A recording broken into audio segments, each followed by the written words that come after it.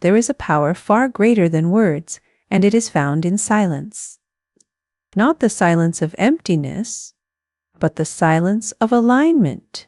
When you stop explaining, begging, worrying, and defending, you begin to command. Life responds not to noise, but to clarity. Each time you choose not to speak fear, not to voice doubt, you pull your good closer. Miracles do not need announcements. They require preparation. Preparation. They require preparation. They require preparation. They require preparation. Your spoken word has power, yes, but your withheld word often has more. For every time you resist the urge to complain, to gossip, to declare lack, you polish the mirror of your reality. It reflects what you believe, not what you say under pressure, but what you declare in faith. When you fall silent, the divine takes the stage. It rearranges circumstances, opens unseen doors, and moves in ways the intellect cannot grasp. Your job is not to convince others of your worth. Your job is to know it, to embody it in. When the mouth closes, the spirit speaks. It whispers, "It is done." The loudest manifestation is born in the softest inner conviction. Say less. Radiate more. Don't chase. Attract. Don't argue. Align. Speak not to be heard, but to affirm. And when no words are needed, shut up and watch your life change. Your words are not just sounds. They are seeds, charged with creative power.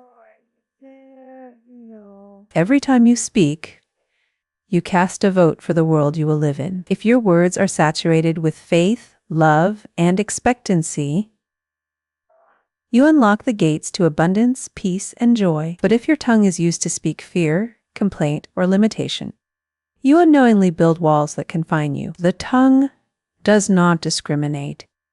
It simply obeys the beliefs that fuel it. When you speak lack, you invite more lack. When you declare freedom, doors open. Life is a mirror, and your tongue is the brush that paints it. Choose your words with the reverence of one holding a sacred key. Because you are either binding yourself with chains of doubt or loosing yourself into divine destiny. And your words decide which. Fear is loud, anxious, and urgent. It drowns out the calm whispers of inner guidance. As long as fear occupies the stage of your mind, intuition must wait in the wings. But the moment you still the noise of what if, the truth of what is begins to rise. Intuition does not shout, it gently nudges. It speaks in quiet certainties, in divine nudges, in peaceful knowing. When fear is silenced, not by force, but by faith, intuition flows like a clear stream. You begin to feel what's right without needing proof.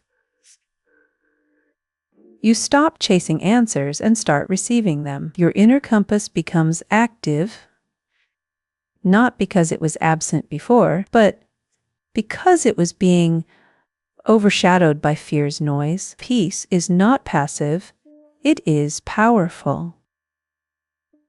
And in that peaceful stillness, your soul begins to speak, and you remember you were guided all along. Every word you speak is a decree, whether you realize it or not. It is not empty sound, it is spiritual legislation.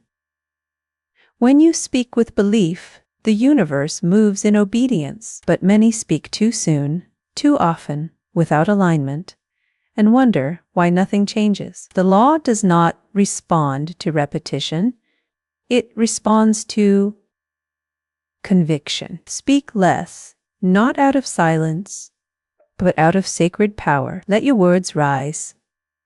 Only when your heart is rooted. Align your feelings, your thoughts, and your imagination before you speak.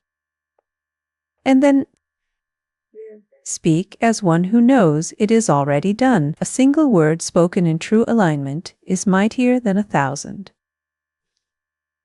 uttered in confusion. So stop trying to convince the world. Convince your own spirit. The word becomes law only when it flows from the soul. That is already living the reality within. The soul is not interested in debate. It knows. It does not beg for permission, nor does it explain itself to doubt. The soul moves with quiet authority, making declarations from a place of divine certainty. It does not entertain how or when.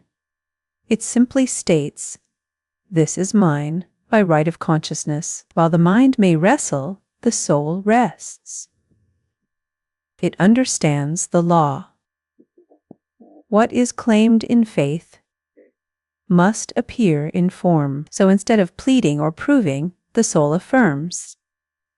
It speaks the end result, not the process. And once that declaration is made calmly, confidently, the receiving begins. The universe rearranges, unseen forces align, and all that was spoken into being starts its journey toward you. There is no need to convince, only to declare and allow.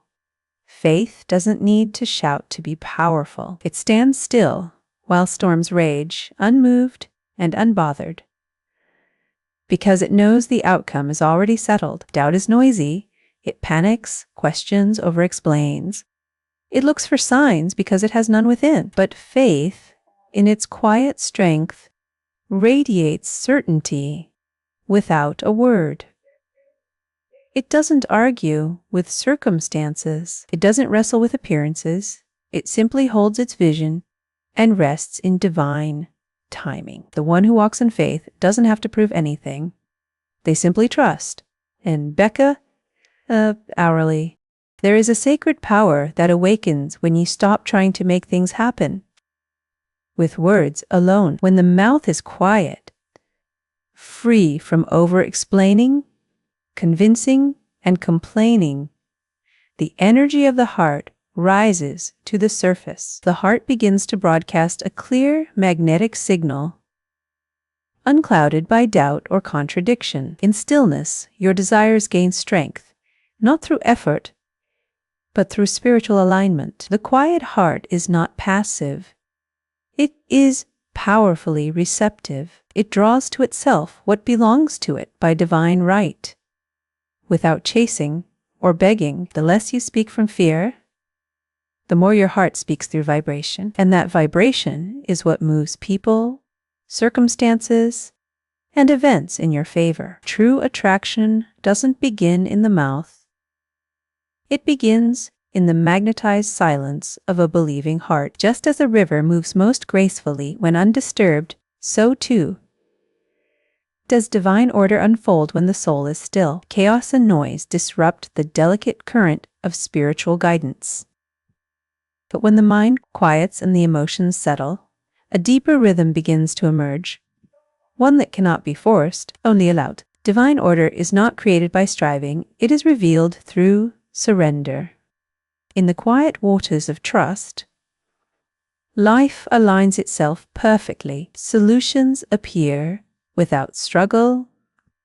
The right people arrive without searching, and timing becomes effortless. The more you rest in inner peace, the more divine intelligence can do what your worry never could. You are not here to push the current.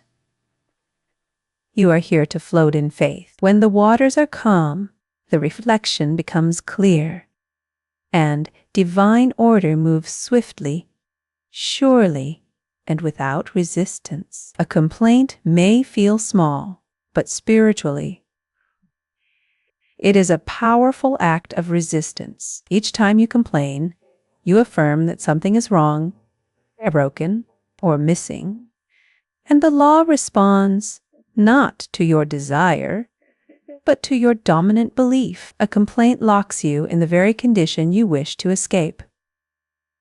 It shifts your energy from receiving to rejecting, from trust to tension. Miracles require a fertile ground of gratitude, expectancy, and faith. Not murmuring, not bitterness. When you replace complaints with quiet confidence, you clear the path for the miracle to reach you. What you bless increases. What you curse withdraws. The universe hears only your prayers, but also your daily vibration. And a grateful heart moves mountains faster than a frustrated tongue. Choose to speak only what builds, uplifts, and aligns, for every complaint is a delay.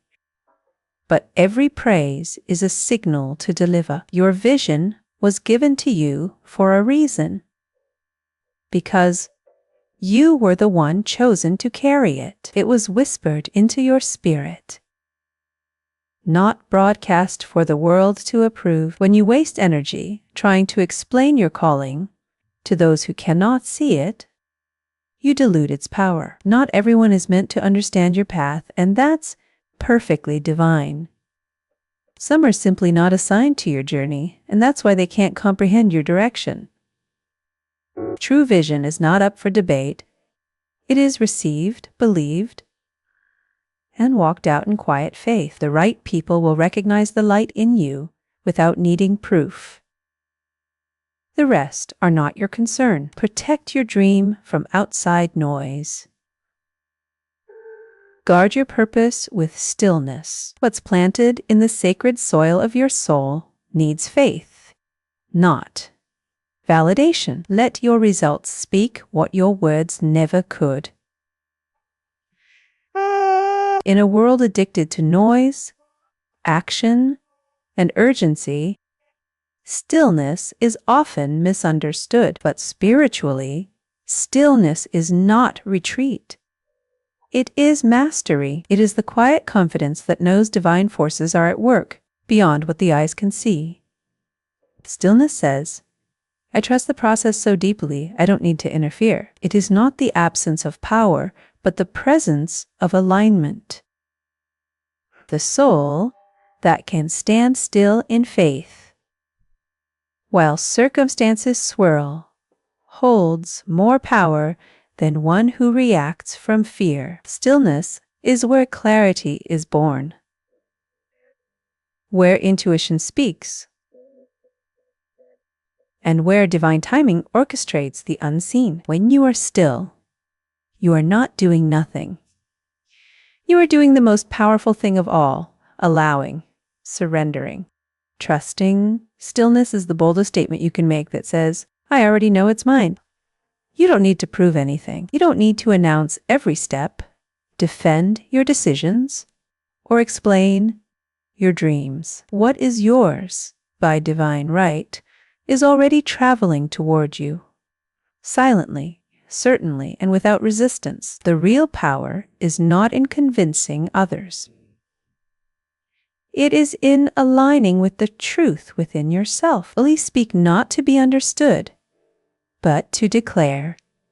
And when no words are needed, rest. In spiritual law, the quiet soul moves faster than the noisy one. It does not wrestle with appearances or chase after timing. It simply holds the end in mind and walks in peace. Let others doubt. Let them question. That is not your burden. Your assignment is to trust what you've seen in the dot, invisible, and to walk as if it is already visible. Hold your vision like a